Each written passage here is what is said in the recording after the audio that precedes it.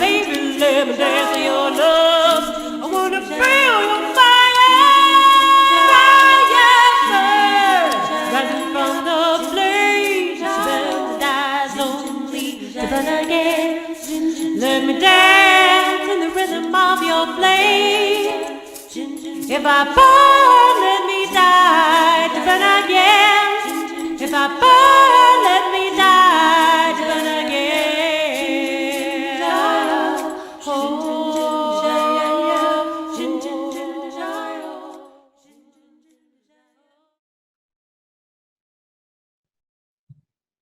Aloha, everyone. Welcome to Get Lit on Conscious Consumer Network.tv. It's a pleasure to have you join us. And whether you're here in the physical or you are in the ethereal, the repercussions and the ripples of our consciousness touch you everywhere. We're having a little bit of a giddy startup.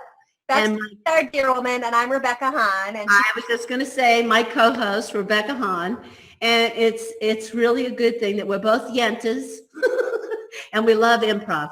But we actually have a very serious topic that we're going to introduce today.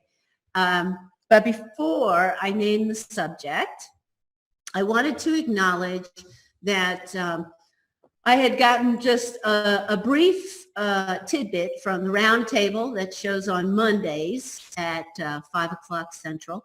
And then I got a little tidbit from the Collective Imagination, which airs on Tuesday at 5 o'clock Central. And it was very interesting because I only was able to be in there for a short while, but I got a very simple thread. And what the conversation seemed to be, including all the conversation in the chat room, was that there was like this sharing of all these multidimensional experiences, like, you know, having altered moments of reality, slipping in and out, time just totally gone. And I have my own little tidbit that I'd like to add to that. But I'm going to let Becca come on and just kind of come on in and share a little more of your intro, and then I'll come back to my story. Okay. Okay, fine. Okay, so I got to start writing things down. I lose stuff so quickly now, and this speaks to this idea. I don't lose stuff ever, whether it's in the physical world, my emotional self, or tracking thoughts and regurgitating stuff back, and I cannot keep a thought in my head to save my life. That actually was not going to be my intro, but I was going to say something around what you said, and I completely lost it, which is the point of our theme today, which our theme today is about suffering. And I know that doesn't seem like it's related to forgetting things, but really what we're getting at with our theme today around suffering is around misalignment. And if we're not aligned, therefore there is suffering. And we all know what this feels like, but if we go from the macrocosm or even bigger, the universal of everything, the cosmic down, we're having evolutionary shifts, planetarily, and we're having it, our own universe is on a different axis. So if you're walking into walls, don't be surprised. That's why. I mean, I walk into walls, and I'm a dancer, and that always indicates to me that something is off. Yeah. We're spinning faster, things are condensing. And so this idea of what we dream of and what we want to manifest for ourselves to be in alignment is also shifting. And so I have been suffering a lot. I talked big around my clearing with the, crystal light, and how I got downloaded a lot of this amazing stuff in my 40-second waking dream and cleared a bunch of stuff and had all this knowing. Well, it led to a lot of suffering after that because I can't get away from it anymore. So everybody is off their axis. What our paradigm has been and our dreams have been of manifesting has changed, but we don't really know what it is yet. And so we're all left with a lot of suffering. We're also going to touch on the theme and the theory around how bipolar and manic depressive and psychosis might be people who have already surpassed the evolutionary leap and solidified, and then the world, the universe has to catch up with them. Nice. So we're all feeling a bit crazy, and we're all suffering in new ways that is new to us, and a lot of that manifests in terms of forgetfulness, depression, questioning things, not being satisfied in our daily lives, stuff like that. Stuff like that, yeah. And I want to jump right into this conversation, but I want to remind our viewers and listeners, we do have a chat room, and the way you can access it is you go to dearwoman.com and click on Watch Live, and then scroll down below the CCN broadcast window, and you can enter the chat room. And also, we're a call-in show. So if at any moment you are inspired and want to join the conversation or ask questions, please do so. Okay, I want to jump in there because, you know, when we talk about these odd things or symptoms that we're having, it's like we know things are a little screwy. It's like you almost like you have, you know, you plan to do something so simple and whoa, this energetic shift comes in and you're out in left field doing something else. And sometimes we spiral back to what we wanted to do originally. Sometimes we don't. But what happened to me, it started, okay, and I'm thinking about collective imagination and that conversation and the round table. I've noticed that it's happened 3 times now. About every 3 weeks, I get this incredible wave of nausea, absolute nausea. And I check my diet and, you know, I check the obvious and I go, where is this coming from? I just don't get it. And each time it has occurred, it's been more and more challenging for me to breathe through it. So it happened to me again the other day. I started getting nauseous last Friday. And then yesterday, I decided I'm just going to go into the sanctuary. I feel better when I have my hands in the soil. I work in the earth. And sure enough, every time, once I get out there, I do feel better. But after I finished, I came home and it was as though all the energy in my body just drained. And I was awake. I was alert. It wasn't like I wanted to sleep. And I'm watching my body just kind of do this meltdown. And I finally said, look, I'm not going to resist this. You know, I'm not going to try to do it. I just sat my butt down. And, you know, all these conversations you and I have been having, Becca, about conscious dying and death, it was like, honestly, I felt like I was going to die in that moment. It just felt like all my systems were shutting down. And I didn't resist, and I just let myself, I mean, talk about zombies. I let myself just fall out. And it lasted for about 25, 35 minutes. And then all of a sudden, there was a clearing. And I didn't question it. I didn't create a story about it. And I felt afterwards, that these major transformational changes that are happening on our planet, and I believe that we have the potential and are always able to recalibrate and come back into balance as long as we get out of the way and let it happen. And it really felt like the universe, the mother, wanted me to be so still that to do whatever had to happen in this physical body to recalibrate. And then it was kind of like, okay, huge download. I allowed the integration. And when it was done, I was kind of freed up again. So that was one symptom I really wanted to share, as far as who knows? I don't know where it's coming from. And I know I'm in great health, you know, as good as any human can be at this time. But so I just wanted to share that on the tail end of what you're saying, Becca, is that we are, you know, continually being confronted with coming back into balance, whatever that means. Yeah, I think that, you know, this is coming from Blue, who's been sitting with herself in a practice for, I won't date her, but at least 40 years, seriously. And even she is having struggles with, like, oh, right, this is a sign that I am supposed to go deeper and be more still and And then we look at everybody else in the universe who isn't in that sort of practice, and they're having similar symptoms and suffering physically. And I think one of the keys is we really are integrating part of this new evolution in our DNA, and it's causing all this physical suffering. And people don't know to just get still and let it move through them and just allow themselves to be in it. And you and I constantly have to be reminded of that. Right. And, you know, I've sat in stillness for weeks at a time, and with, you know, tons of self-judgment to make it feel worse and everything like that. But he's not do enough to do it.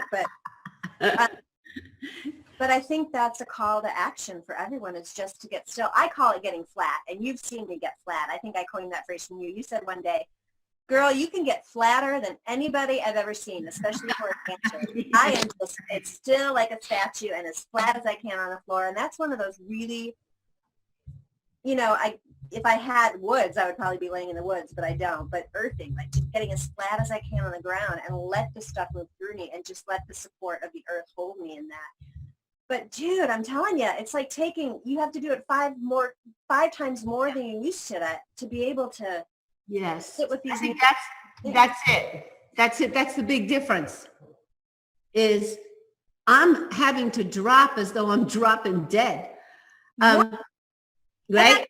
Is it time to come out yet? No. Oh, you know, and I'm like, yes. Really? This was like, I just sat for 2 days, right? Okay, you know. Right. Hey, we got dear Tracy. Hi, Tracy. In the chat room, and she says, do you think it may have to do with the shattering of belief systems? This is a good question. And then also, and these are ways our bodies are adjusting. Okay, but I think that's a good one. Felt like all the blood drained out of me yesterday. Yes, that was just yesterday, Tracy. That's a good description. I felt like my body, the blood drained out of my body. Woo, that's kind of hitting the spot for me right now. You know, because I always faint when blood was ever taken from me as a sample. Not faint, but I get really, it doesn't do good for me at all. And when she just said that, ooh, I got chills because it's like vampire-ish, huh? Yeah, zombie for sure, she says. I think that's definitely a component. I mean, there's no part of our world, our inner world, our physical world, our state, our planet, our universe that is exempt from this change. I mean, it's all around us. So I think everything that you look at is a component of why this is happening. Yes. Solar flares, discovering planets, writing other planets off. The magnetic field is shifting. Our vortex is changing. Our angles are changing. Our sacred geometry is like discovering new things every day. And so take that down a step. It's like we're not exempt on any level from that. The DNA of a pencil is changing. You know, it's like everything is shifting. And so, yeah, I feel like on a cellular level, we're not exempt from any of those components. So yes to anything that is a part of that. And I think the universe is asking us to have a conscious death, like be done with yourself the way you are. And of course, our natural course is to resist that because we naturally fear death, which is a good thing. It's kept us alive to this point in evolution. But now we're in a place where we can have a conscious death. The death is no longer equated to our physical death, but we haven't quite caught up to that yet. And the universe is sending every sign for us to get still and drain ourselves of everything that we've known thus far. And we're not quite caught up to the fact that we could just have a conscious death around it. So we're practicing and we're getting there. But in the meantime, we resist that. Therefore, we suffer because we don't see that this new evolutionary leap is going to bring us more into alignment. If we allow the conscious death to happen, to shift us. And so we just suffer more greatly in the meantime. Well, I think too, we're still so concerned. Like when we have symptoms, we immediately get fearful. Oh my gosh, what did I eat? What didn't I eat? I'm low and deficient in this. I mean, our mind goes off on this fucking health kick that's out there. And like, you know, and I can see where my being wanted to do that. It wanted to have some a reason, excuse for it, rather than whoa, chill out and experience this death. And And so, it might have been food that now you're reacting to that you hadn't before. But again, that is not really about the physical. It's about our right. deeply cellular level shifting where this manifestation no longer works. So if you kept eating that food that no longer works, then you continue suffering. But you Right. stopped, you got flat, you let it integrate, and you're better now. But so who Well, knows? yeah, and I think you know, when I think about nausea, well, the only time I usually get nauseous is when my equilibrium is challenged. Okay, so let's say the earth is really shaking it up and things are moving quickly. It would make sense that our equilibrium is being challenged, and thus, you know, you lose balance. Even when I was out on the land, I work on bluffs, you know, and, you know, I get myself in odd physical positions. And usually I can handle it. My reflexes are good. You know, I get snagged on a rock. I can grab a tree and, you know, all kinds of stuff like that. And I saw that I was losing my balance often. And I was like, what is going on? I mean, I'd place my feet carefully and yet I was losing my balance. So there was something totally off, totally off. What do we got? It's like, you know, the world used to be like this and we'd walk through the world like that. And now the world's like this and we're still trying to walk through the world like that. And it's like, whoa. Yeah. All right, here, I want to jump to another aspect. Hey, what's up, Biggie? Are we still on? Oh, Biggie, we can hear you. Type him. Oh my gosh. Oh. Woo, Biggie, Biggie, Um, Biggie. Oh, there must Biggie, be suffering. Biggie, we can hear you, baby. People are suffering all the time. All right, there you have it. Okay. Oh, bless your hearts. All right, let's go there. I was going to share something else, but I want to go to the aspect of suffering. Okay. All right. I don't think, let me see. I'm just going to put a note here. Yeah. I don't know. Contacting speakers on. Okay. Right.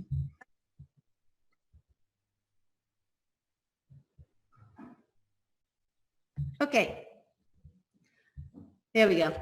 Okay, so here's what I wanted to share. Okay. As you know, I've been reading all kinds of scriptures and ancient texts, you know, Upanishads, Vedas, you know, going back into everything. And I've got the Buddha Bible sitting back here and on and on. But the recent text, there was a reference made to it in Aldous Huxley's book, and it's called The Imitations of Christ. Now, I haven't really picked up that more Christian Bible approach in quite a while, but my mother always used to make reference to The Imitations of Christ. And so I got a copy, and I'm reading it really differently. This is really strange. The Imitations of Christ is written as close, I guess as close to how Jesus, Yeshua, may have communicated. Okay? And so the subject of carrying the cross and suffering came up. And I started just really sinking into this. And here was what I got from it. And I've only been reading, only about an eighth of the book so far. But basically, from that perspective, and we'll just say it's Yeshua, okay? Yeshua is saying that Suffering is something that will never leave the planet. It was never meant to leave the planet. However, our turning inward is what was the topmost recommendation. Oh, video just went out for me. Hold on. Chat room, is the video back on for you? Jerry, Tracy? Are they back on? No, I haven't seen yet, but it looks like we're still on in the Zoom room, so I'm going to guess that we're... Yeah, the stream crashed, but it's back on. Okay. Okay, good. All right. So, all right. So what he's saying is that it's the turn within thyself. Continue to turn within thyself. And now remember, I don't know, I'm calling it Christianity, but Christianity, remember, has it dogmatized and religionized the content. And thus it really turned into a kind of a religious propaganda. And so we have to go back into these scriptures and texts and kind of read between the lines. We have to like really sense from our inner self, you know, what's this all about? Okay. So that's how I'm sitting with this material. So the whole thing, and we've heard this, you know, go back within, examine the virtues of the heart, have a clear conscience, all right, and live as though 24/7 is a divine life, okay? It's life divine 24/7. How are you fulfilling that? And it talks about, I never understood this. You always hear this term in these texts and scriptures. They say, until you are poor of spirit. Now that, and that's suggesting until you are poor of spirit, then not until then are you in alignment with the greater source. And I was so confused about what is poor in spirit. I don't get this. Or why do we have to have this austere, like broken thing before we get to where we need to get to? Okay. All right. Well, this is how it evolved for me. But basically poor in spirit is when we look at the world, we renounce our participation in world affairs because we know, in a sense, it's just like, that's not it, all right? The brand new car is not it. But that moment when I felt peaceful, ooh, that's it, right? Boosting our ego, building our character, competing with the status quo, all those superficial things in the world, that's not it. When we turn away, we become poor in spirit. And that's actually an enriching definition coming from that perspective. It's not saying scarcity. It's not saying you do without. It's saying that you know where the real value is, okay? Yeah. And that if you're in alignment with what you're doing in a conscious practice, even if you buy a new car every week, if that's in alignment for you and your spirit is rich, then you're good. Exactly. You see and so the other thing that's said is, it's said over and over, suffering and grace are going to come and go. And we've all experienced that. You know how all of a sudden we feel like we're in a good space and we want to sustain it and it doesn't sustain. It goes away. And then boom, the next little bobble comes into our life and we're like, okay, what are you going to do with this? And basically throughout everything I'm reading, it's saying suffering is not going to leave, no matter how divine and how high you get, even when you finally realize staying quiet is going to invite more of that grace, and nurturing, cultivating these virtues is going to invite more opportunity for that grace. The suffering is the crucifixion, the symbol of the crucifixion. The suffering is the cross that you carry. And essentially the message is saying this cross is always here. It's part of here. And if you can get to a place, now we can switch over to a Buddhist understanding, but if you can get to a place where, remember, nirvana and samsara are the same. If you get to the place where you recognize the challenges are as fully divine as the grace, that the teaching is almost saying, you ask for the challenges because you know they're as equal as the grace. So it took a different turn for me. I'm still chewing on it, but essentially it's saying you almost fall in love with your suffering, and you can see where it got skewed in Christianity, but you almost fall in love with suffering. And maybe I'll pause there for a moment.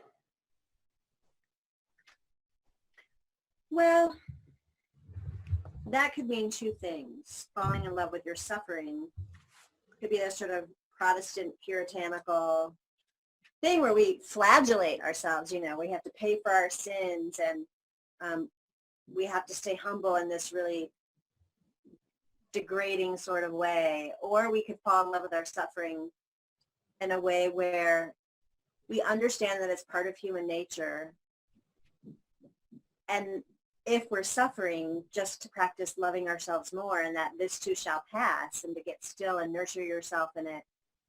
But I think the misinterpretation happens in this sort of dogmatic culture that we've created, where if we're not suffering, then we're not doing good. It's the martyrdom of it. And I think that's where it's gotten skewed.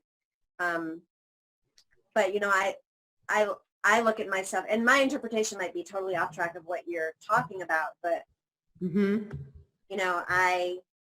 it's a really slippery slope to put a phrase out there like fall in love with your suffering, because the old me, the younger me, the me that had not as much self-love as I do now, whatever the fuck that means these days, but would have looked at that, and, we've talked about this addictive nature of certain emotions, like judgment and hatred and anger. And this idea that those things are addictive. So to fall in love with my suffering is to stay addicted to the more dense emotions and not have the tools to move them.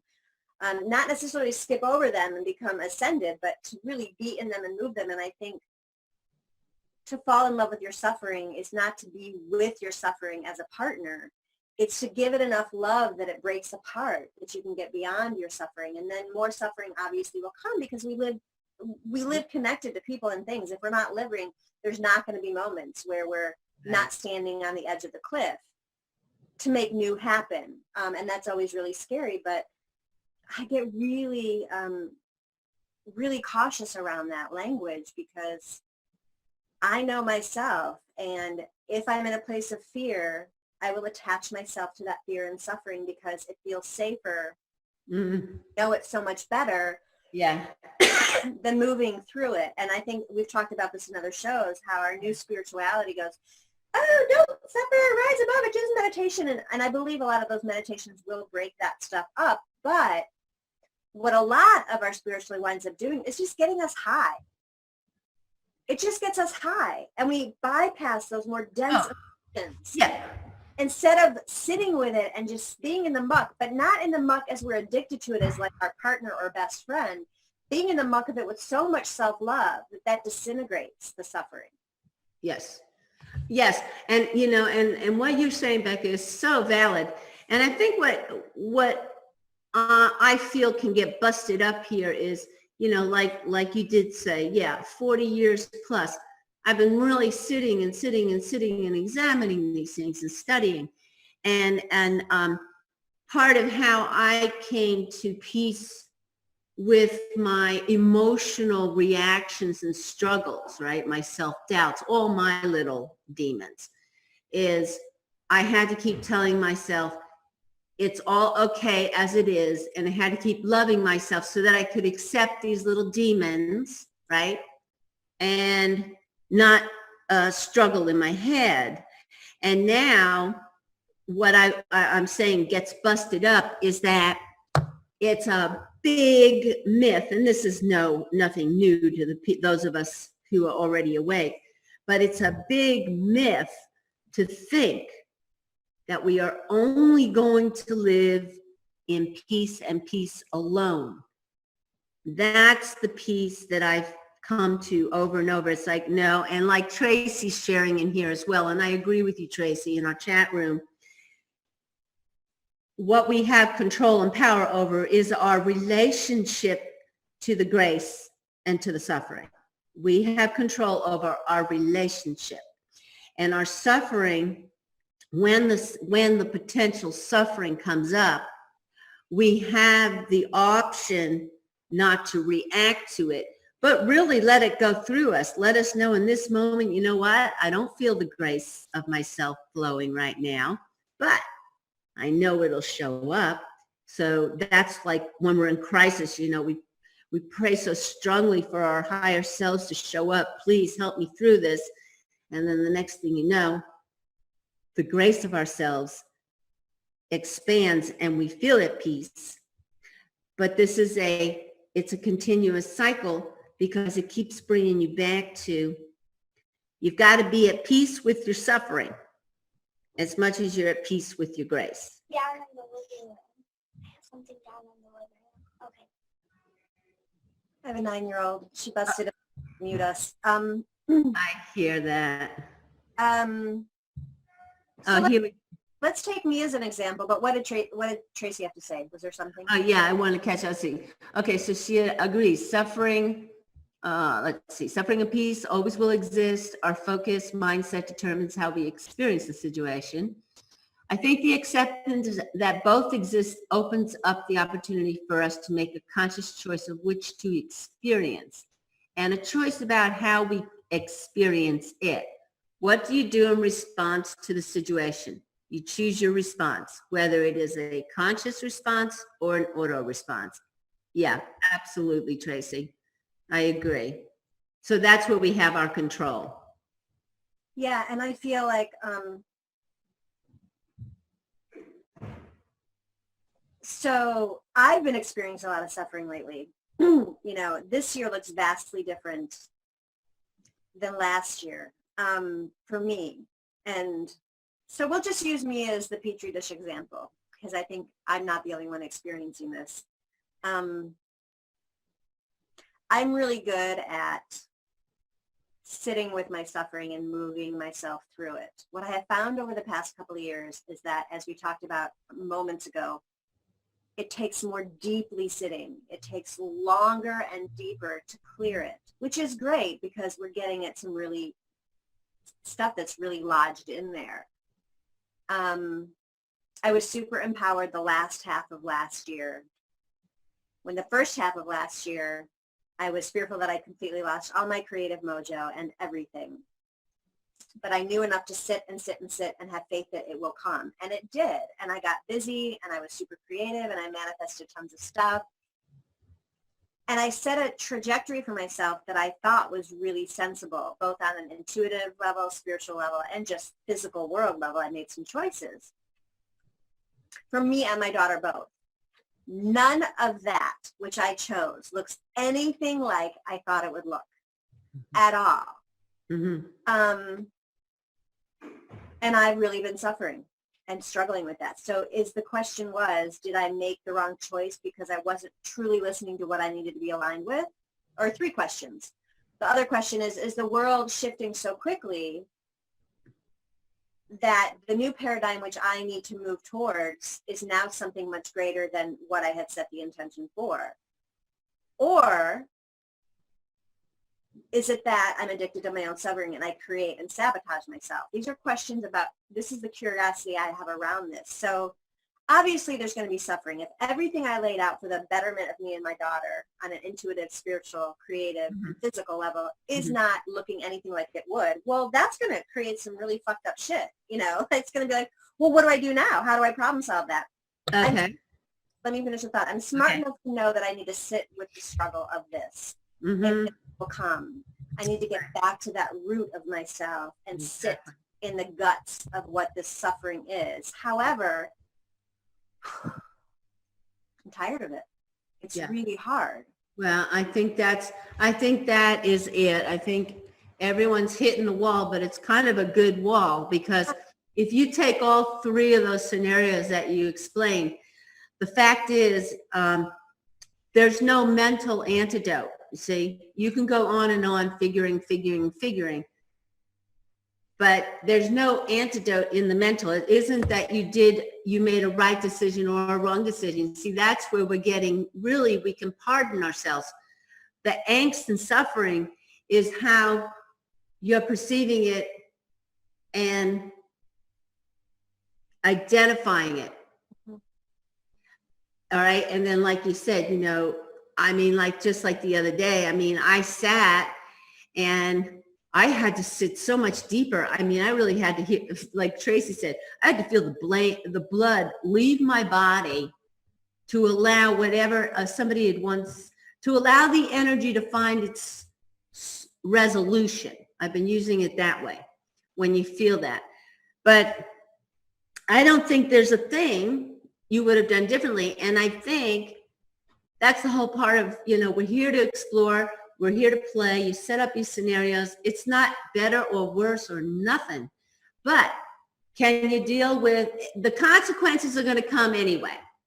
So on one day you might go, wow, those were great decisions that I made, right? And another day you're going to go, wow, that was so fucked up. And if we come back to what I was talking about in the Imitations of Christ, it doesn't matter. Right. Yeah, and they're both true. It was completely fucked up and completely the right choice. Because what happens is that it allows you the opportunity to clear more deeply. Your suffering is, and whether I was aligned when I made the choice or not is irrelevant. There's something misaligned with it now and nothing is working out. Therefore, I have to seek more deeply into what it is that I should be aligned with. So thankfully, as I always say, oh, the world's falling apart. What a great time to be alive. Because my world's falling apart. What a great time to be alive. It's just purifying and clarifying for me what I'm supposed to be called to. And, it might have been that I was called to this. And that has changed. But I know enough about my own suffering to go, there's answers at the end of this that is going to be more right on than anything has yet. Because I'm suffering more than I have in a really long time and nothing is lining up. I'm really good at choosing something and it being aligned with what I need. This is shocking to me. So it just makes me be more curious and pay more attention and not do more yoga, not do more this and that, but to get more still, because I don't want to transcend this. I don't want to skip over the guts of this. I don't think we can. It's great to eat my chocolate every once in a while. It's great to get relief. But the bottom line, I have to be in the guts of this. That's great, Becca. I mean, I don't think there's any avoidance of it, regardless of what we think. We might create our own Band-Aids, so to speak, but we're just fooling ourselves. Eventually, we hit it. But, I think that I have to agree with you. Sometimes when the suffering seems greater than ever, it does seem like it takes me more deeply into the experience of the grace and the aha and the insight and the love wisdom that I gain. But I think another mystification is there is no tomorrow. There's no next moment. There's no attainment goal. This is it. And if you come right back here again, it's like, how do you feel now? How well are you letting things move through you? And when you come back to this moment, it has nothing to do with all the 15 steps you thought you did before, or all the 15 steps you think you're yet to go through. It just drops out. And I can see Tracy and her husband, Jerry, are sharing that they've come to a considerable slowing down, not planning things too far in advance. And I think it speaks to, like this past week, what I'm hearing from different individuals. Things aren't working quite the way they used to, when you could make a grocery list, for your day, and you could knock them off. Boom, boom, boom, boom. It's not working like that anymore. Now, the first item on your grocery list has a multidimensional vastness to how that first number one's going to even get done. And it's like, you almost can't plan too far ahead. It's like, I think everything's bringing us to the now. Mhm. And I think the hitting against the wall is, well, what's happening is we're getting hit so often. You're being thrown back onto yourself over and over. It's like, whoa, I got to let go, let go, let go. It's like, we almost don't have time to say, man, this has been a fucked up day. We don't have time to eat the chocolate in between. It just keeps hitting us. Yeah, that's So, right. like, let me just go down in the guts of this. Fuck the chocolate, fuck the cigarettes, fuck the alcohol, fuck taking that else. We don't have time. It's just hitting us till it knocks us out flat. Yeah. And that's where we need to be. Yeah, and I do think if we just kind of, in the Christian thing, it's like carry the cross. It's like carry the cross and carry the grace. They go hand in hand. So if you start to, then you can't avoid the cross, all right? It's going to happen whenever it happens. For whatever reason, that's the makeup of things. But that's basically what's being shared. It's saying, no, that's your job until you finally don't turn to the external world for your answers, for your love, for your satisfaction, for your achievements, for your validation. I mean, the list goes on and on and on. Yeshua is basically saying, my interpretation as well of the imitations of Christ is, no, when you finally don't go anywhere but inside, then you are living, the kingdom of God is within, and then you start to recognize the grace and the suffering are one and the same. And you won't look to escape one and achieve another. It won't matter anymore. And then you become so dedicated, because when you take time and you start to experience, you are experiencing as much grace as you're experiencing much suffering, but you have to watch it long enough. It's like your own test and experiment. You finally get it. You finally go, whoa, samsara and nirvana are one. Yeah, and that's where the more you practice sitting in the guts of it, you can identify whether you're addicted to the pattern or whether you're loving the pattern. Right. We're addicted to the suffering, or whether you're in love with the suffering, Right. in order to help nurture it and grow it into something else. Well, I could see, Right. I could see with this kind of understanding, if it got manipulated for the people, how self-flagellation came about, Mm-hmm. how self-infliction came about. Or guilt. Yeah. It's like, oh, I've got to suffer because that means I love, God so much. And it's like, no, you know what? Nobody has to create suffering. We all suffer. You don't have to self-flagellate. Yeah. If you just sit with yourself, see if you can sit with yourself for a couple of days, and you'll see how much pain and suffering you're in. Yeah, because I have a hard enough time sitting with you. You're a complete pain in the ass. Sit with yourself for a while and you'll understand. Exactly. And and if you go through it, you see those biblical phrases like turn to thee, which is yourself, cry out to me, which is yourself. Right. Everything is back here. And the addictions, that's like, the ego, addictions to, I've got to make a certain amount of money. No, I've got to do it because what will the Joneses think if I can't afford my 3 cars and my RV out in the, and on, stupid things like that. But yeah, it's just, the little kernels are there. What do we got going on here in the chat room? It's alleviated much of the suffering for us, but this is definitely an adjustment of mindset. Reminds me of a great book by Story Waters called Your God, Get Over It.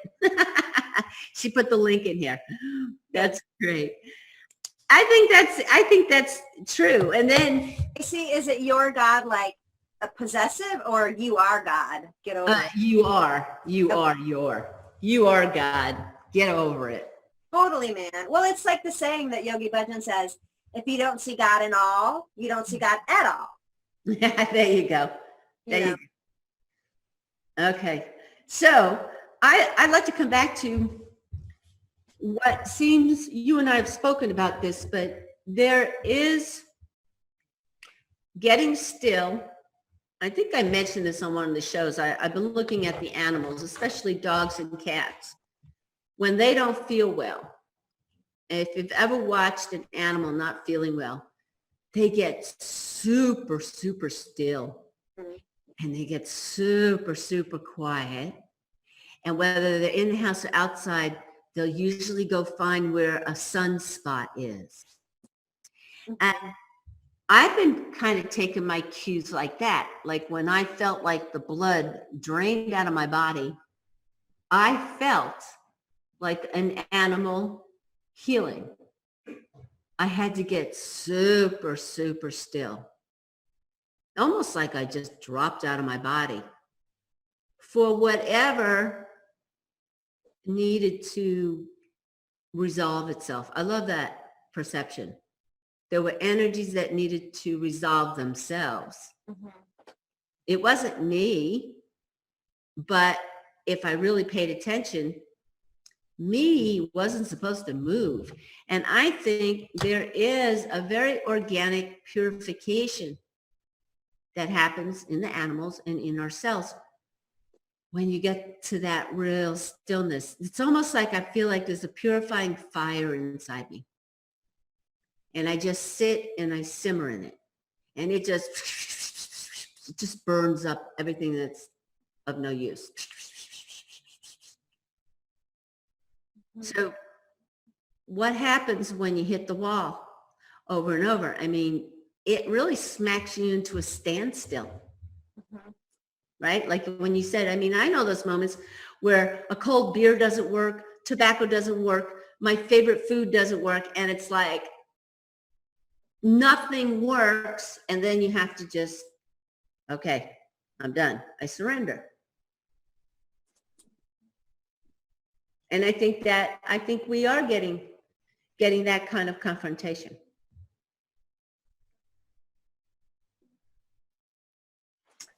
Yeah. Tracy definitely relates to the words purifying fire. I have felt often that I am radiating heat. Yeah. I've heard on a couple of the shows, again, usually Roundtable and Collective Imagination, that many individuals are experiencing a real heat within. And I'm beginning to think that, you know, alchemically we're kind of cooking and ridding ourselves of this stuff.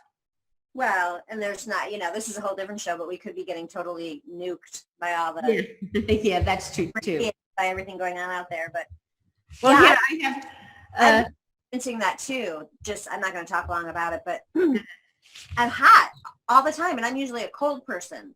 uh-huh. And I've just been like, why is this house so hot? And everyone's like, it's not hot. So, Yeah. And I remember during the chat room, you know, there was a real differentiation from those of us who have experienced hot flashes. It's a very different kind of heat. But I've thought about that too. And it's like, oh yeah, well, we could be cooked too. But here's another direction.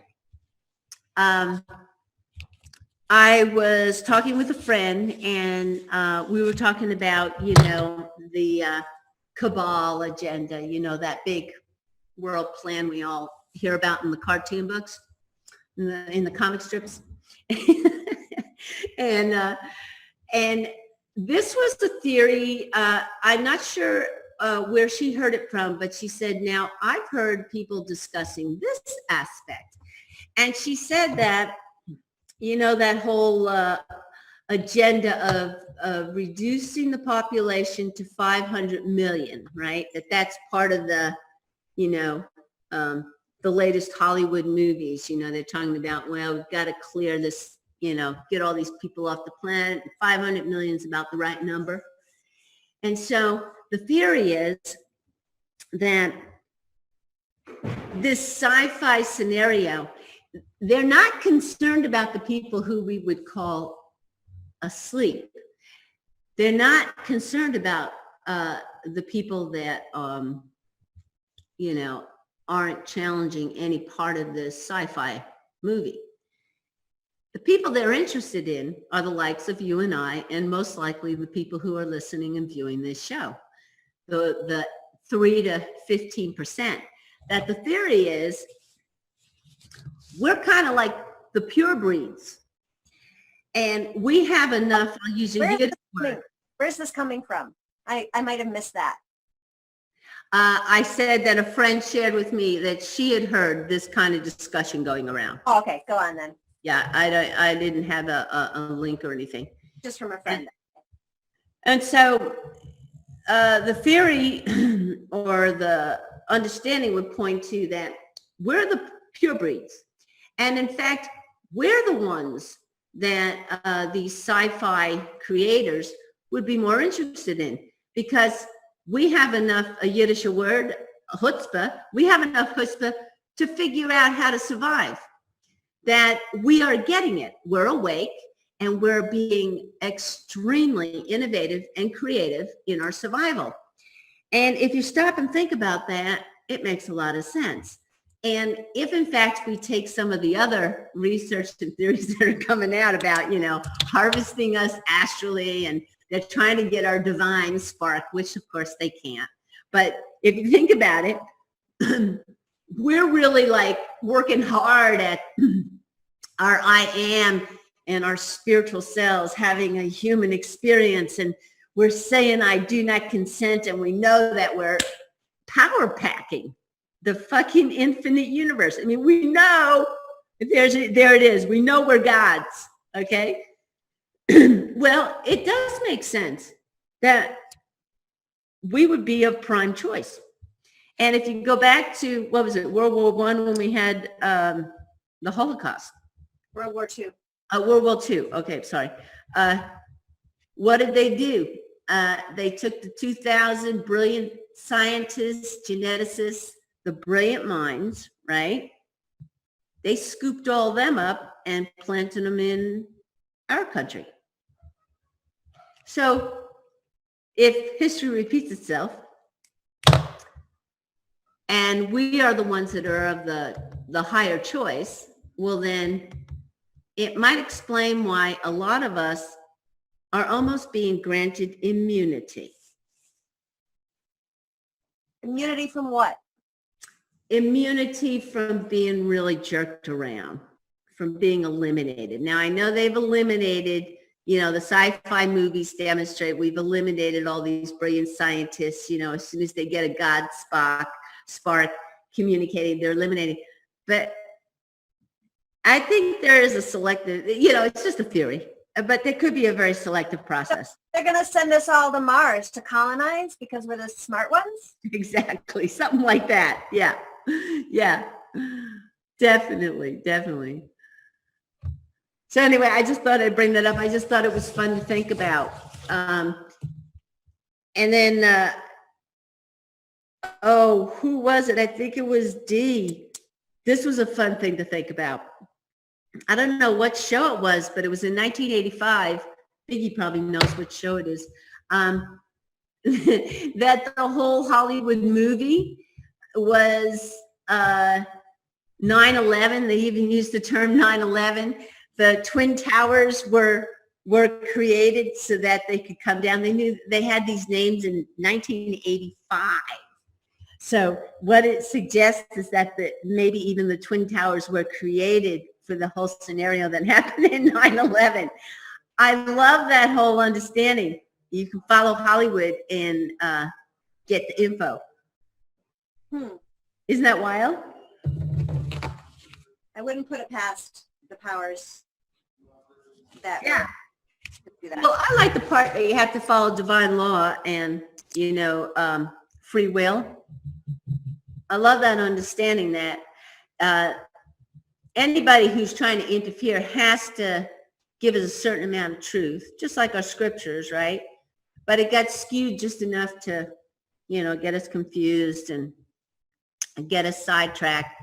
But that's why the Hollywood movies are so close. Like, it's almost like they're prophetic, It's like, oh, well, we got to tell you what we're doing because that's free will, We're honoring your free will because we're telling you what we're doing. That's that whole thing about just being disguised with us giving consent. I know I'm kind of going off all over the place. Bring me back. Bring me back. Well, I mean, we were talking about suffering, and I think people who are awake understand their suffering or are trying to be curious about what that is. And when you get curious about something that's painful, what you usually uncover is a misalignment. Mm-hmm.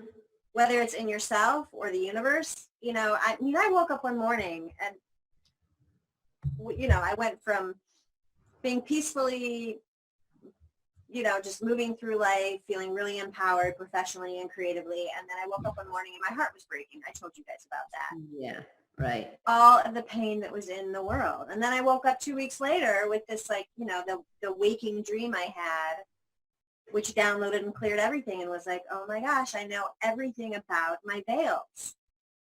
And then that led to some peace and reprieve for a while. And then I went right back into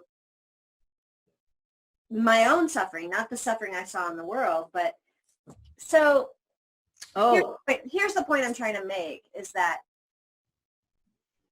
me? Looks like a caller's coming in. Okay. We'll pick it up. Let me finish this thought. My point I'm making is that if we recognize misalignment as suffering and understand our suffering, then the veils are lifted and we can see everything that's going on around us, including in the world. Mm-hmm. So I don't put anything past anybody trying to keep us just awake enough to be productive, Mm-hmm. renegade enough, but asleep enough, confuse us enough that we're not going to totally shift the paradigm that's right on its precipice right now. Nice, nice. So we have a caller? It looks like the caller's up. Are you there? Yes, I'm here. I was letting Rebecca finish her thought. It's Jerry. How are you? Hi, Jerry. Good. Oh, great. Great to have you, Jerry. Well, thanks for having me. Love the show. I've been sitting here jotting down notes the whole time, some points that you, both of you had brought up that Tracy and I have been talking about these kinds of things for ages now. Mm-hmm. One thing Rebecca had mentioned was about, you know, the addiction to the suffering kind of thing. And that just, at that moment, hit me sort of, I wonder if it's the, I don't know, liken it to an endorphin release for a fear rush, if it's the hormonal response, you know, like, and that's what the addiction is from, is that release that you get, the chemical in your body, right? So just a thought. One of the points that Tracy had brought up about us with scheduling and things like that was sort of dropping that and that alleviation of our suffering, so to speak, has actually brought us to have some periods of relative boredom as well. And one of the points we've tossed around is, well, do we need that suffering to keep it interesting? You know, so that it's not all just hunky-dory, because if everything's fine, it's all kind of the same. So I'll stop there and see what you think, and then we can continue. I have to respond quickly because I totally identify with that getting bored. I think there are such prolonged moments where I could interpret my life as this could be boring. It's like, is this it?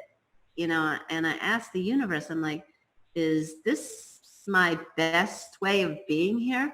But I do identify those moments as well and wonder, you know, it's like, and then I might make an attempt to go back out into the world to stir it up, only to get kind of slapped back to getting quiet and still again. And so I don't know, I'm starting to think we're not supposed to be too active sometimes. And that brings me to the thought from several shows ago, I started kind of talking around this theme of addiction to certain emotions and how we no longer have a place for anger and adrenaline rush and things like that to come out in healthy ways. We're not using our bodies as much. We're not hunting and gathering like we used to. We're not having to think quickly on our feet for survival. And so this instinct of our primitive brainstem has to find a way to come out and give us that adrenaline rush to keep us going, to keep our metabolism healthy.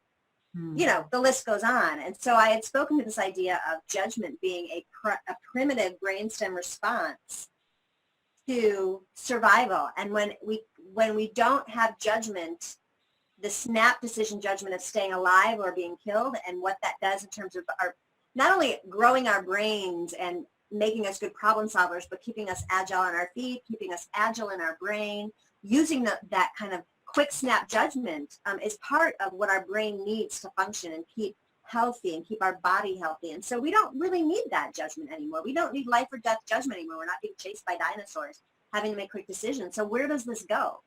Well, when we get a little bit bored and things get a little complacent, our body craves some of that quick, snappy things that we need to do. And so we judge others. We get angry with others or ourselves.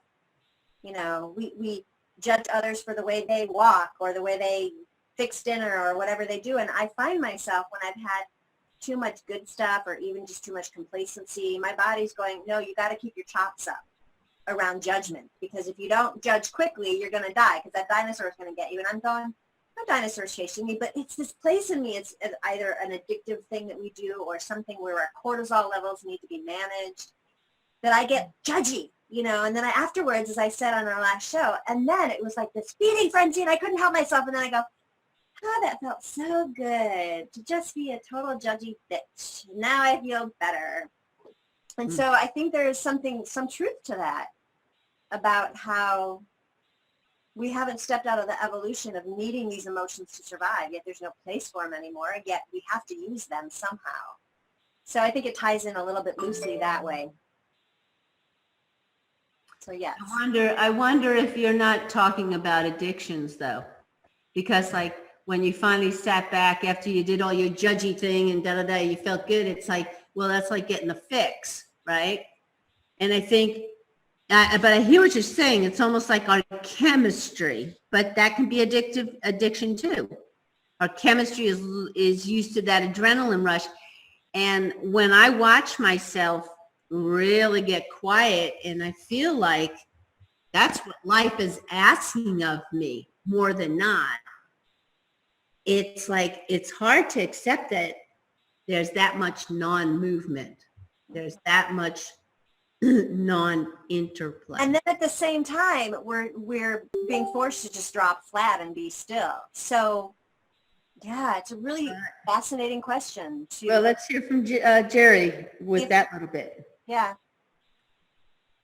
Right. Yeah. Along those lines, with the addiction aspect of that, it's sort of like on a Facebook thread, people pile on, could be left or right, sort of side of a story, and oh, screw Monsanto, oh, the Republicans suck, Democrats are evil, whatever it is, and sort of there's that anger, and it comes, throw it right onto the page, the judgment, or the judgy bitchiness. Is that what you said, Rebecca? Anyway, that kind of thing, and there you go, there you get the release, and it's your fix, and yeah, it sticks with me. That seems to make sense, definitely. Yeah.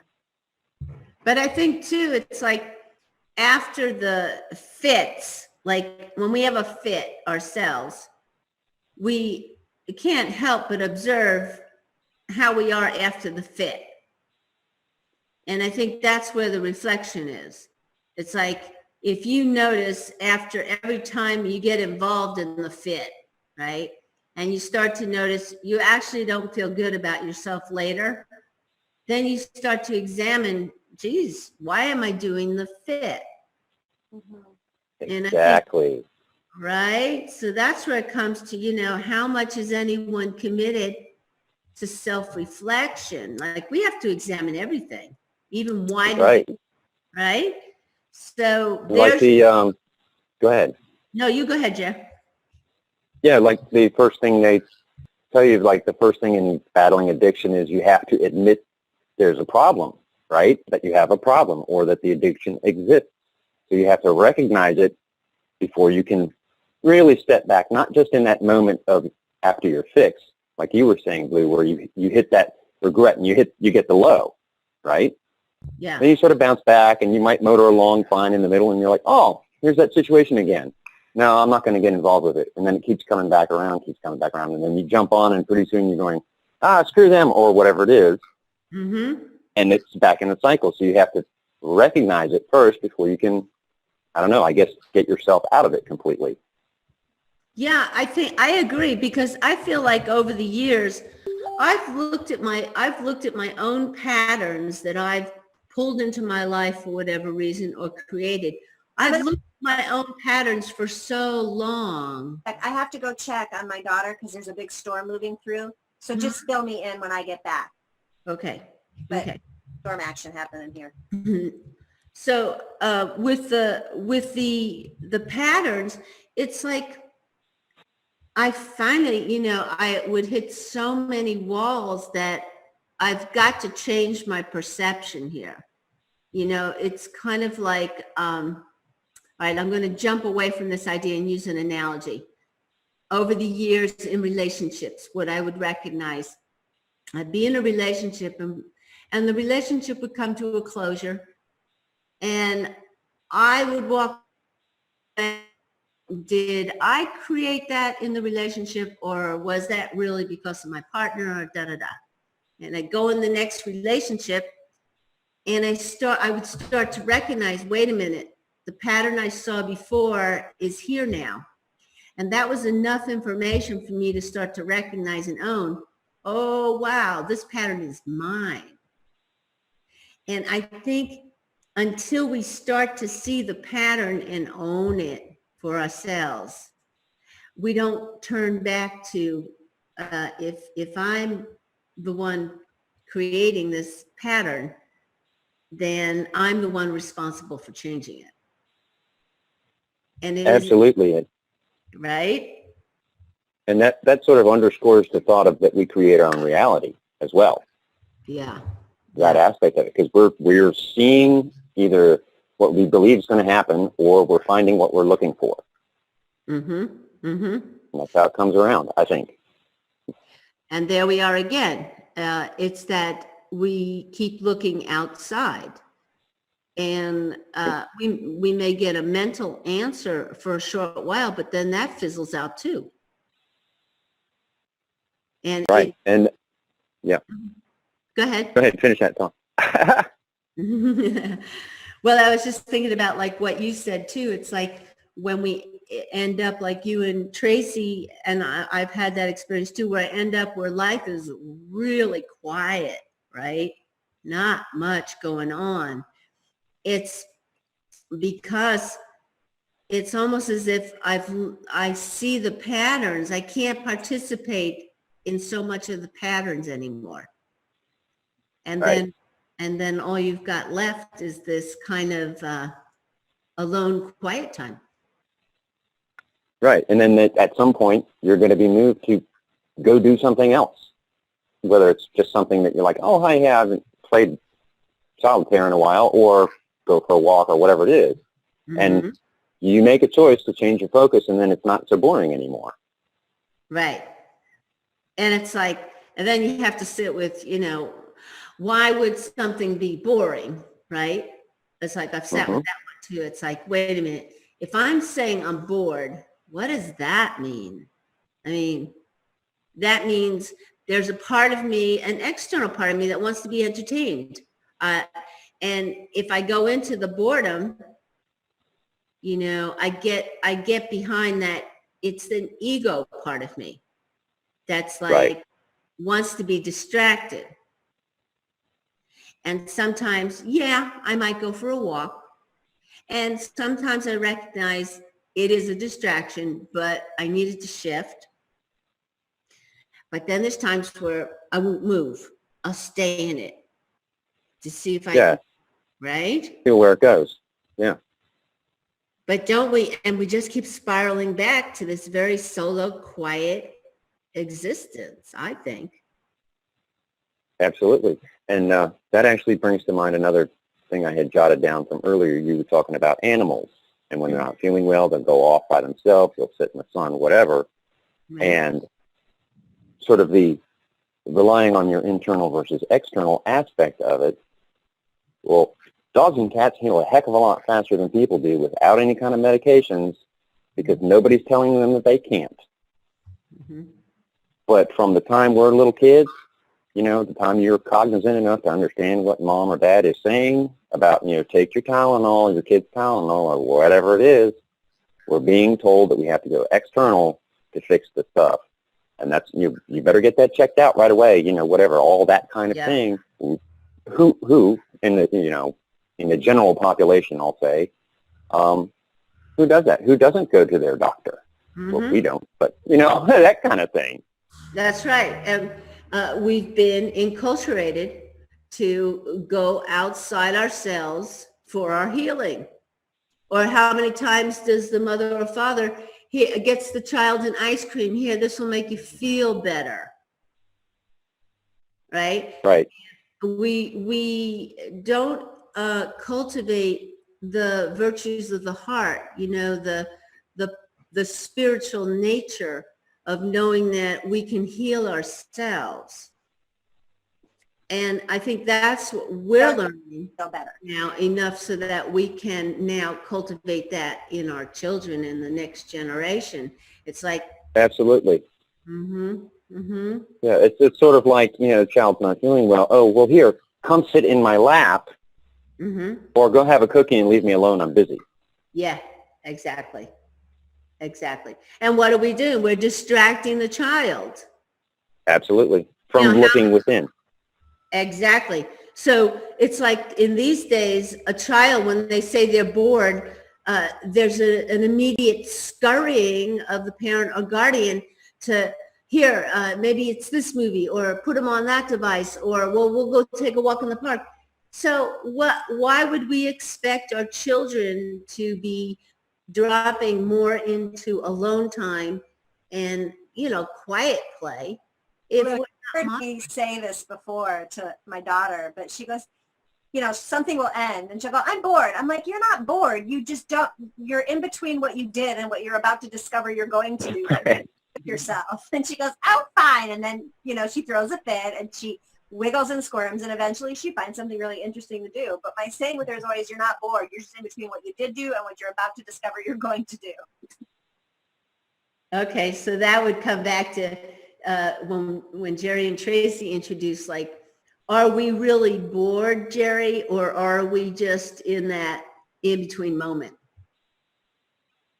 Exactly, and that was what I was saying. Or is there something you're sort of not addressing within you that's a little bit more introspection and time? You're going, oh, okay, that's what it was.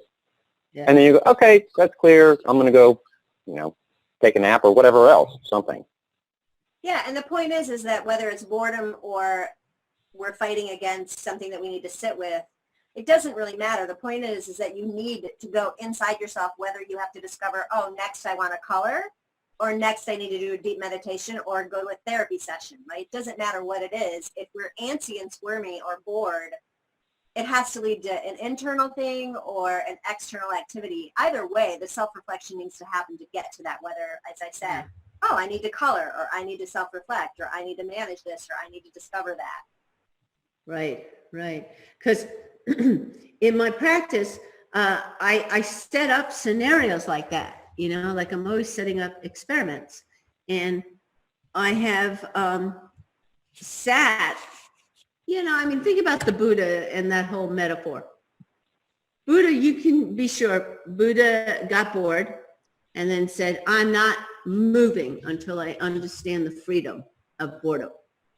And there is some legitimate enlightenment that comes from, all right, I'm going to just sit through this experience and see, what is this? Who gets bored? Why do we get bored?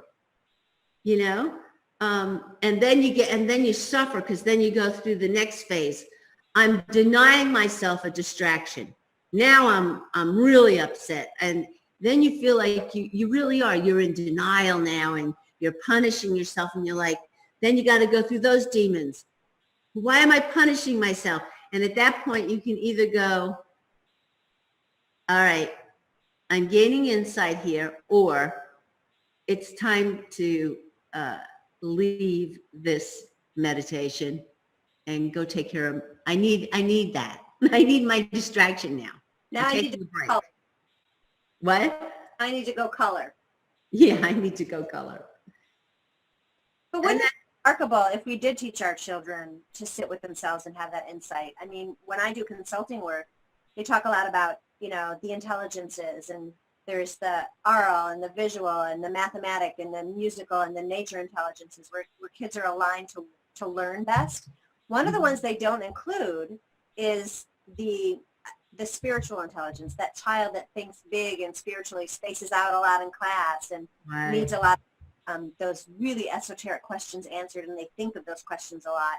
And we don't address that intelligence in school. But what if we had a morning meditation with our students and got them to be in that sitting with themselves? This is so needed, and it's going to be so needed in the workplace in the future to deal with what's coming at us. And so, Tracy and I have gone back and forth about homeschooling stuff, and wouldn't it be awesome if we did a small multi-generational neighborhood schools with just a few kids where they teach each other, and, part of their lesson plans are to cook lunch for each other once a week, and, every morning they do an internal practice. I mean, oh my gosh, to be able to modulate the stresses of the world and the evolutionary shifts that are happening, instead of having to be so antsy and angst and suffering, that they can recognize where their alignment needs to go towards just by sitting with themselves. I mean, this is such a chunk that we're missing.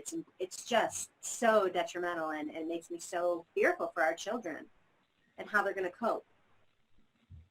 Well, bring that one home. I mean, just spending a half hour, an hour at home, like what I hear is, it's just silent time. Everybody is going to, start with silence. And then it helps the child just go back inside, and find, okay, maybe they want to color, but let them just find something in silence. Like, I think that is almost more key, because, we don't want to impose any guidelines on a child. I mean, the truth is their spirituality is still intact in their innocence and creativity. It's probably more like in the classroom, the teacher needs to shut up and take a break and let the kids just have her or him be quiet. You go do your prayers, Mr. and Mrs., while we're just going to be kids, and we'll make sure everything's cool here. But silence, I think, is one of the missing things to nurture that. And I say, go back home. Go back home. What do you mean by that? Do it in your own family environment and education. There's so many obstacles there, and trying to get a system to understand what praying and spirit is. I think just bring it back home. Right, back into the home. Yeah. That, and then as it grows there, your child's being supported by a family unit that it consistently spends time with, and it starts to value it there. And then maybe then it branches out to a school environment, or the child begins to know how to be quiet in the midst of loud play, or, Yeah, and then I don't know if you saw it, Tracy just put in the chat there, exactly, Becca, a school that teaches real life skills, guidance, not guidelines. Yeah. I couldn't agree more. Yeah. And one of the things I would add to that is, as important as going within and feeling what it is that our daughter wants for herself, what she wants to do, go color, whatever, it's instilling the confidence in her to voice that to us if it's something she needs help with. Mm-hmm. No, don't use the big knife, I'll give you a hand, but you're getting close to be able to do that, whatever, that kind of thing. Right. But it's that getting her to open up when it's like she knows she didn't, I don't know, clean up her room, but it's getting dark and the pet store is going to close. She wants to go down there, and sort of navigating those fuzzy areas, but she should be able to feel safe to talk to us about it. Mm-hmm. And that's one of the other, I think, important aspects of that is getting the children confident enough to speak with the adults about what they want, mm-hmm. with freedom, mm-hmm. and not reprisal for wanting that cookie. You haven't done your homework yet. It's just, hey, that's what you want. That's what you want. It doesn't mean I'm going to say yes or no. Mm-hmm. but you're not going to get any answer if you don't voice it. Mm-hmm. Mm-hmm. Yeah, I think having being at home and nurturing that, and also I'm hearing what we're doing is to keep going back to how we practice self-awareness, and then how are we modeling that for the child, and are we even able to identify when the child is in self-reflection, and are we supporting that child? You know, like I've seen this over and over. I have a tendency to stay very silent around a child and try to reserve a lot of spaciousness for quiet.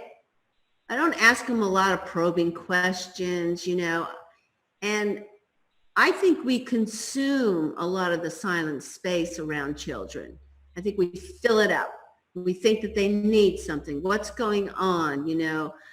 Can I get you something to eat? Rather than let them be silent. I don't think there's anything abnormal about that. But I think what I'm saying here is to reflect upon the bridges of, okay, they need to see us self-reflecting and see that we can be quiet for an hour at a time and still be in the same room. But are we noticing how they're reflecting? You know, are we giving them space to be quiet? So I think just continuing to make that link from adult to child, I think we've lost that bridge. You know, it's kind of like what you said there, Tracy, and what we're talking about. We kind of see the guidelines,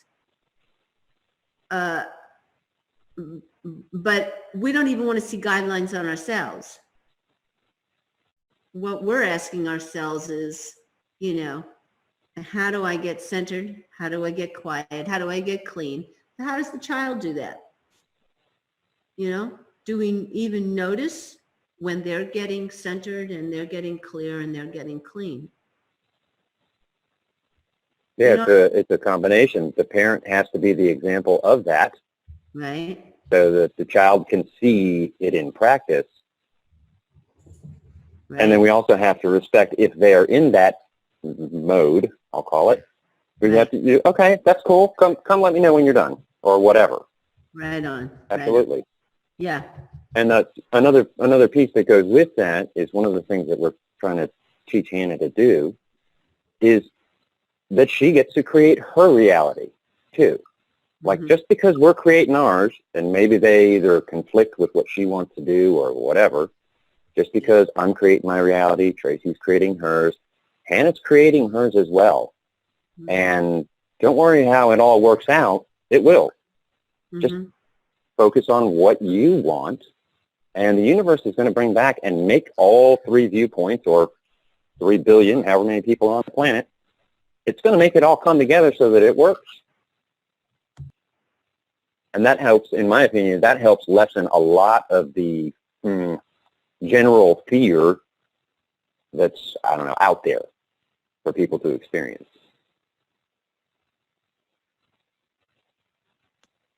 Yeah, I've talked to my daughter a lot about that, more when she was younger. Now she's kind of moving towards that whole externally validated stuff, which I need to get a handle on with her at some point.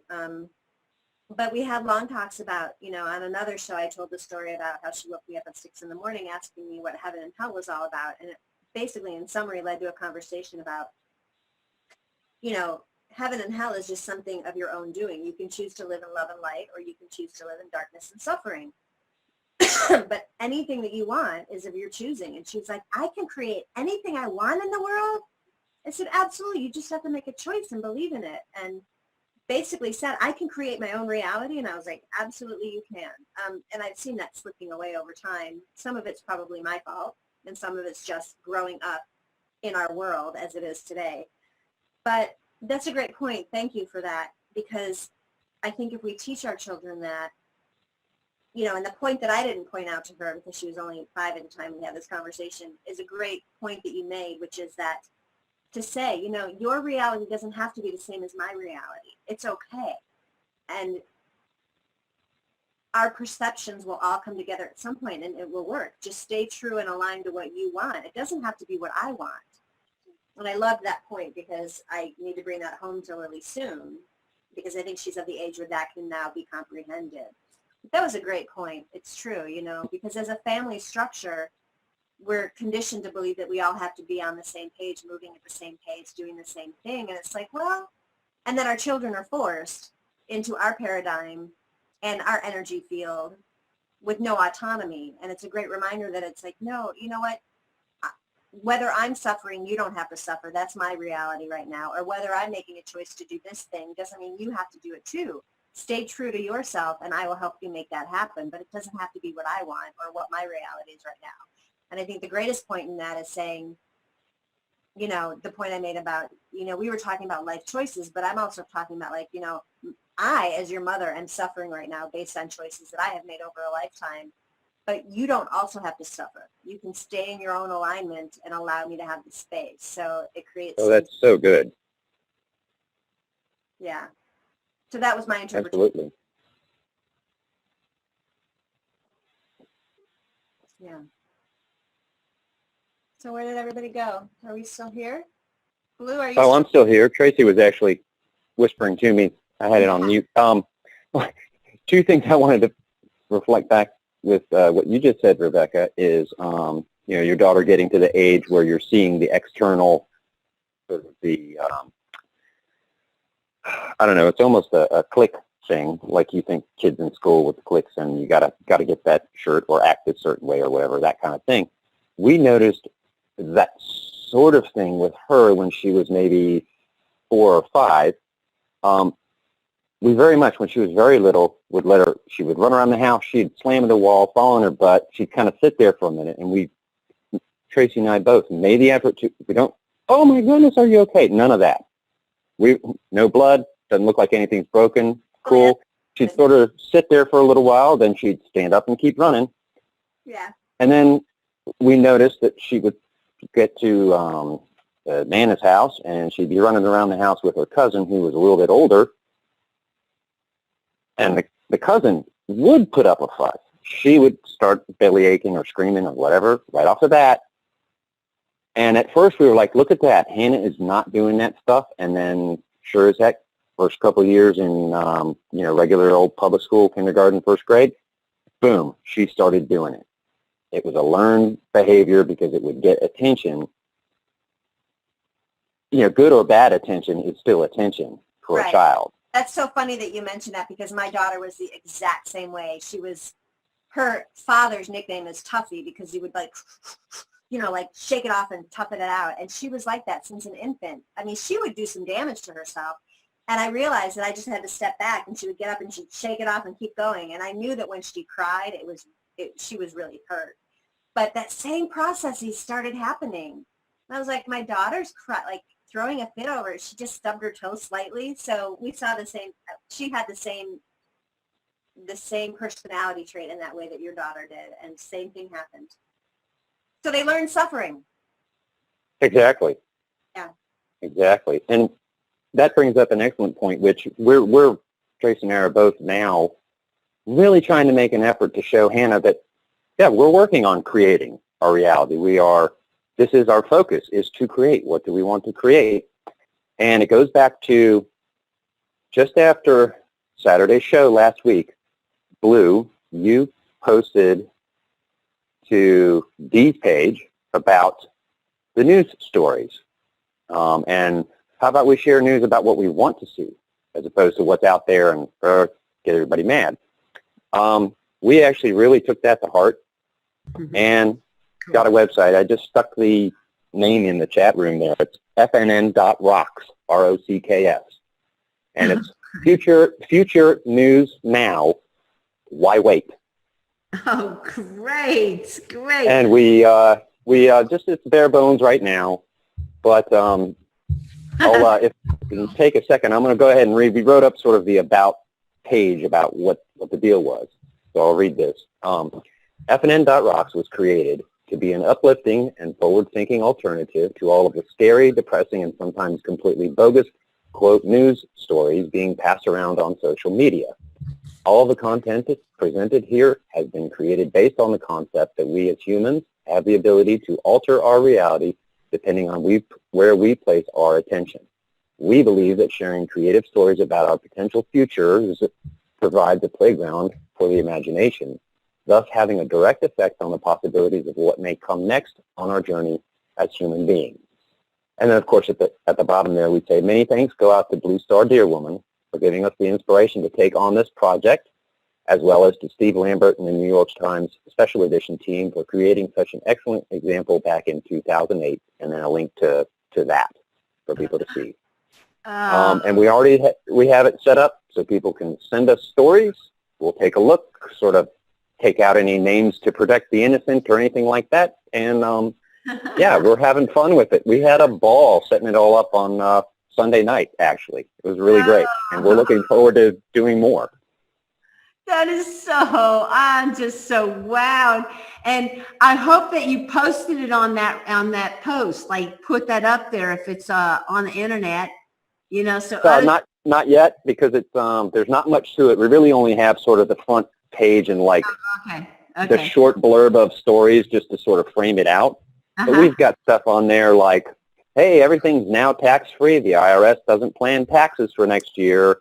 And, you know, travel agency has new teleporters for people to use for travel. And it's just sort of fun, great stuff. Becca, are you up on that article that he's responding to? Yes. Can you hear me? Okay, now I can. Yeah. Yes. And I just chimed in and said, all college paid for everyone. Yeah. I wish we could have it like, Absolutely. Yeah. I mean, I just thought that was such a brilliant project that those yes men did. And I love where you're taking off with this. I did have one response to that article. I don't know if you saw it. And it was a good one. I think it was Neil Kunz said that if we're going to make up articles of our future the way we want to read them, he said you have to put something somewhat believable. Because, see, I went a little bit out there on an edge, you know. Sure. Right? But, you know, if you think about it, that's how the news got our attention to begin with. They gave you a little nugget of truth, and then they made up the story. Absolutely. And by putting constraints on it like that, yeah, you're limiting creativity from the get-go. Yeah. So we kind of are keeping it wide open, subject to, you know, we don't want to get sued by Monsanto or something, but, you know, that's kind of the idea. We just want to have it open in a way to share stories. Yeah, I love it. and see where it goes. And then if you have to manage it, you'll have to manage it. But right now, just see what happens. Yeah. Yeah, exactly. I just think it was so brilliant because, you know, when I wrote that article too about consciousness, it's like, you know, I was just trying to share that point is that if everything's made up, I mean, it comes to a place where you don't even have to have facts and evidence. It's like, why bother? And so we're just being bombarded with all this negative news. And it's like, dang, if we want to change consciousness, let's just start writing our own stories. I mean, at this point. Absolutely. Yeah. Yeah. So I love it. That's precious. I can't wait to get it launched, and we'll drive some more people that way. Yeah, and we've got a good long, you know, an arm length list of things that we sort of want to do as articles, but, you know, it's been 3 days, so we haven't done much with that yet. Yeah. But it's just the bare bones aspect of it. We had a ball doing it. We did it, I don't know, Sunday afternoon to evening, maybe about 6 or 8 hours, got the whole thing flushed out, ready to go. We actually have it open so people can send stuff to us. It's not just going to instantly post like on a Facebook or something, but it'll shoot us an email. All that works. We'll flush out these stories and we'll start getting some content up there. So it's really fun. And Rebecca, you said the thing about managing it. We actually really enjoy the thought of doing that. I mean, who wouldn't want to get people's creative stories to see, play with, and then share with everybody? Right. I think it's phenomenal. And that's why when you mentioned that, we were like, oh my God, this is perfect. This is what we're doing. Mm-hmm. Awesome. And we're not going to be doing advertisers, anything like that. We Yeah. thought, okay, in the familiar spaces on a web page where you see advertisements, we're just going to stick stuff that we like. Yeah. So I put something with CCN over there. There's a great lady who does a cat rescue place. We just got a kitten from. We're going to put stuff for her over there. You know, just wherever we're drawn, anything.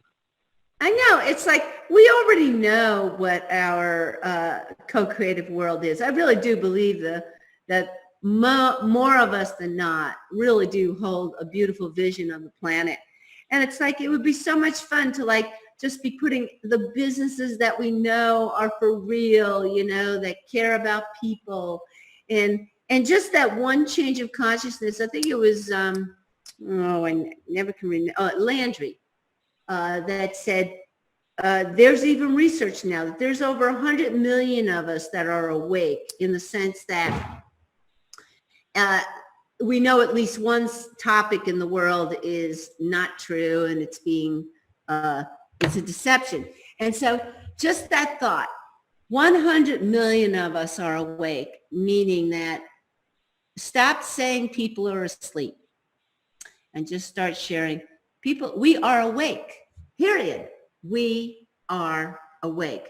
That alone is a brilliant headline to start passing along. Yeah, I couldn't agree more. That's wonderful.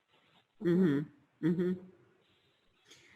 Well, it's just been such a pleasure to have you on, Jerry. I know we had Tracy. Thank you. Yeah, and you know, Tracy and Jerry have been they've just been so faithful watching the show and on the chat room, and it's just so nice to have you come into the conversation. It's just really, really expansive. It expands us to have another voice.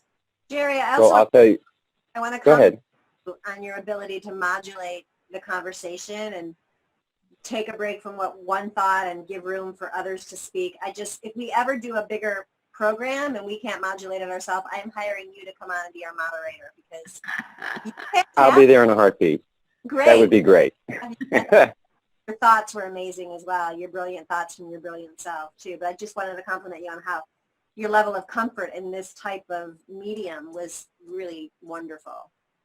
Yeah, I've been doing these, I don't know, online live communication things with my work for years. So it's just normal for me. Yeah. Okay. It shows. It shows. Well, thank you. Yeah, that's a real. Geez, I'm all flustered now. Not used to the praise. Well, get used to But it. yeah, and Tracy has such more, I would say, historically between us. She's got a much more in tune with her inner knowing. And for me, has been a real boon in helping me find that. Because I've been historically very working 9 to 5, got to go do the thing, pay the bill, cut the grass, got to do this, got to do that. And Like a typical. I've really learned to enjoy relaxing into things as they come. It's been fantastic. Mm-hmm. Yeah. And, you know, that brings up for me, like, you know, relaxing into things as they happen. You know how we've talked a lot about getting the balance between the masculine and the feminine, and that here you are, you know, acknowledging Tracy, and it's almost like falling into what happens. It's like falling into allowing yourself to be in the company of where Tracy is, where the way you're describing that is bringing that balance of the masculine and the feminine. You know, it's like to be able to just, you know, sit and go with the flow is a beautiful offering. Did that make sense? Thank you. You get that? Absolutely. Yeah, and I just was sort of laughing to myself because we're actually considering ourselves the new kind of power couple. with all this. And Nice. it's really been fun to explore and expand on that. And I'm looking forward to the future. I think that's awesome. And I think there's more and more power couples starting to come more into visibility. And it is this complementary, you're being in the presence of each other, but allowing the real beauty and self-reflection that's individuated to be present and honored. I think it's awesome. Jerry, I feel like, can you guys hear me? Yeah. Sure. Okay. I feel like that would be a great topic for a show, and I think it would be really helpful for viewers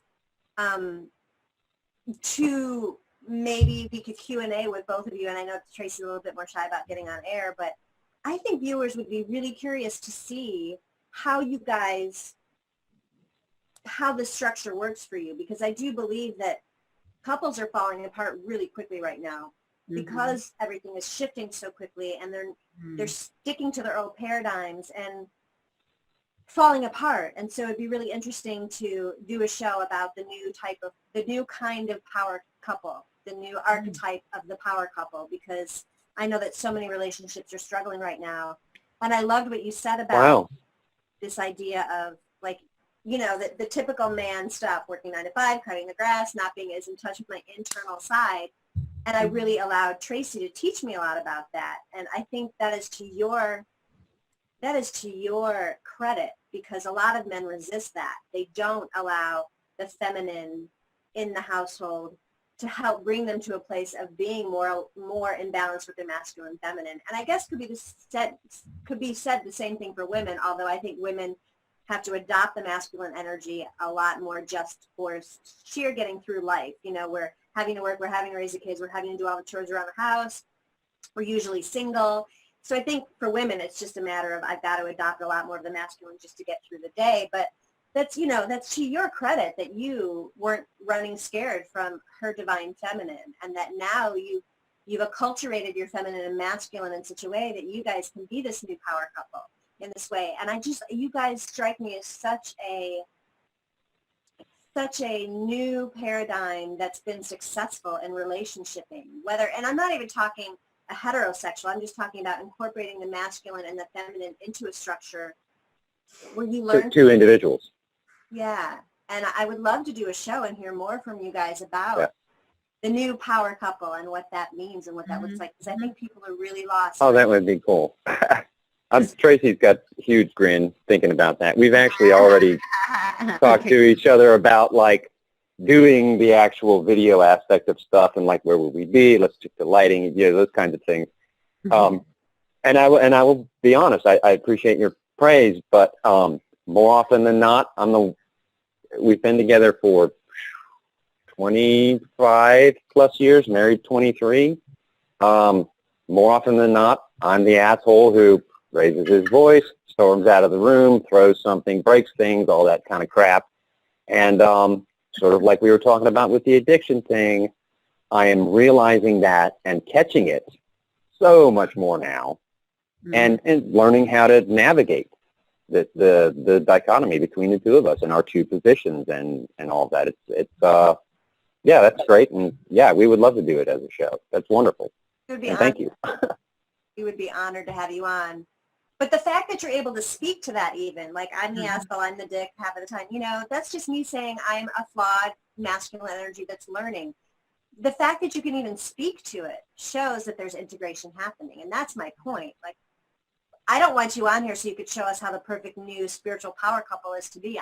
I want you on the show to get really curious about how did this form and what does it look like now? Because imperfect is actually beautiful too. And the fact that you can even speak to it shows that there's integration. And I'm going to keep praising both of you. So. Well, one of the things that sort of goes with that, and maybe we'll do it for the teaser for the show, is that truth is everything.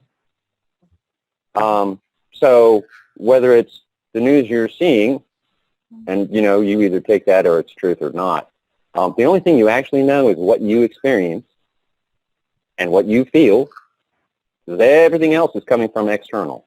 Yes. And if you can't be true with yourself and own your truth to anyone who comes at you, it's flawed. It's a flawed premise for being. And, I still do that quite a bit, actually, but I'm learning and I'm accepting and seeing the value of it, and that's huge.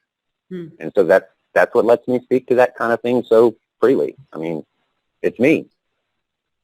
And that loops back around to this idea of really allowing ourselves to be in the guts of our own suffering, having the capacity to sit in our own stillness and our own shit. Because our truth is both beautiful and shit, right? And my truth is not your truth if you were my partner, or, speaking to my partner, it's like, I just need you to sit in stillness and hear my shit or my beauty as my truth. And that it doesn't have to be your truth. And you're not to take it personally, but that I'm suffering based on my own perception or my own choices, or I'm feeling beauty because of this. And you can have a different perception. I guarantee that you're going to have a different perspective and perception of what just happened. But to get to a place where we practiced enough stillness that we can have that spaciousness for multiple perceptions and perspectives to be simultaneously in the room together and still love each other. That's a hard Exactly. That's a key piece there too, because I would submit you can't have the same perspective. No. Two individuals cannot have the same perspective on anything. They might be on the same side of an issue or feel the same way about the color blue, but they do not have the same perspective because your perspective is yours inside of you. Exactly. Mm-hmm. And I think that, when we can understand that, never mind, just between two people, but amongst all of ourselves, that's the stepping stone to understanding diversity. Yeah. We're not going to be unique, enriched individuals unless we know no one's going to jump down our throats, that everyone's going to listen and just hear and let us express as we are and how we perceive. No judgment. Right. And that's more intensified when we're in intimate relationships. You have got to work very deeply to sustain the space of support. So I agree. I think this kind of conversation is kind of like power couples step forward. We could have a couple of couples, actually. Well, if we can find another one. Yeah. Yeah. There's some around. I'm just being a smart ass. Yeah. Well, to Rebecca's point with that, you said, not even a heterosexual relationship, but you two are a power couple. Look at the show you do. Yeah. It's any two individuals who have a good, call it a working relationship or whatever. There you go. That's a power couple. Mm. We are Easy to find. We are a non-sexual intimate couple. Absolutely. Thank you for that acknowledgement. Blue and I have been friends a long time, and we've had some, difficult things arise where we've had to sit down and have conversations and go, okay, what's your perspective? What's mine? Okay, well, I can see that. Great. I can see that. Or we both go, I just can't see that. And that's okay.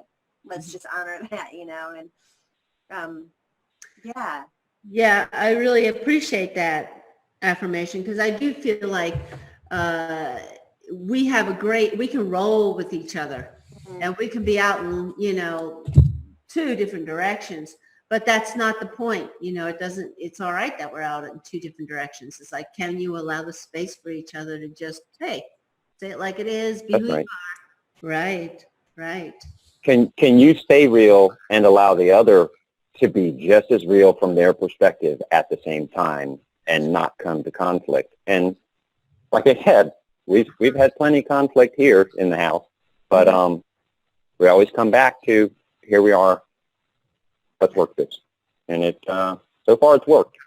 I'll let you know tomorrow how it goes. Day by day, every day is a new challenge. Yeah, that's the truth. Exactly. So it's now 6:20. We should probably wrap up the show. We'll have closure with Jerry. Jerry, so grateful that you came aboard. It looks like we've got some plans together. Yeah, it's terrific. We're looking forward to it. And thank you both so much, both for providing the show in general, for being here on a weekly basis.